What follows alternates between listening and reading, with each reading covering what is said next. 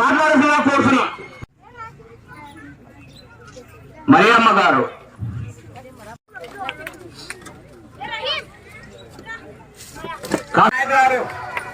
Mumtaz stage రాసిన కోరుతున్నాం.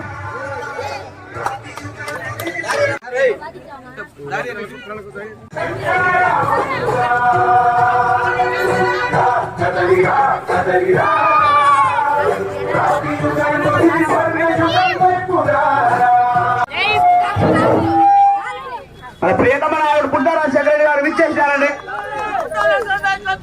పుట్టా రాజశేఖర గారి నాయకత్వం, పుట్టా రాజశేఖర గారి నాయకత్వం, పుట్టా రాజశేఖర గారి నాయకత్వం.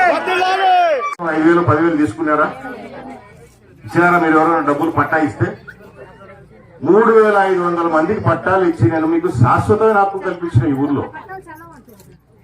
ఏమ్మా తెల్లవని నా కొడుకు నా ఎదురు పిలుచుకరా, ఫ్లాట్ నాకు ఇచ్చేసే నీది, అంతే కదా?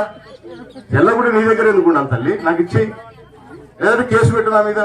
లేదా ఆ రోజు ఎవడైతే సంతకం పెట్టాడో ఎంఆర్ఓ సంతకం కాదు, బుడ్డ రాజశేఖర సంతకం ఉండదు, దాంట్లో శిల్పా చక్రపాణి సంతకం ఉండదు, ఎంఆర్ఓ సంతకం ఉంటుంది, అధికారిది. అంత పెద్ద మీటింగ్ పెట్టి అధికారులను పిలిచి మంత్రిని పిలిచి పట్టా ఇస్తే అది చెల్లవనేట్టు అంటారమ్మా. ఇప్పుడు చెల్లవని మీకు చెప్పే నా కొడుకులకు వాళ్ళకు కూడా పట్టాలు ఇచ్చిన నేను, అవునా? మీకు ఎవరికైతే సెల్లవని ప్రచారం చేస్తున్నారో దుష్ప్రచారము 5 ఏళ్ళు అయిపోయింది. వాళ్ళ ప్రభుత్వం వచ్చింది కదా, మళ్ళా నేను ఇచ్చేడు సెల్లవు, ఓకే. మరి ఇప్పుడు ఎవరున్నారు? ఎమ్మెల్యే ఎవరున్నారమ్మా? ఎక్కనే చెప్పని అప్పేం లేదు, చెప్పు, భయపడాలి చెప్పాలా. ఎవరున్నారు ఇప్పుడు ఎమ్మెల్యే? చక్రపాణి రెడ్డి. వైఎస్ఆర్ కాంగ్రెస్ పార్టీ అధికారంలో ఉంది. మరి వాళ్ళ అధికారంలో ఉన్నప్పుడు ఇప్పుడు చెల్లవంటే ఎవడైతే తప్పుడు ఇచ్చినోడు వాళ్ళ మీద కేసులు పెట్టి జైలు వేయాలి కదా.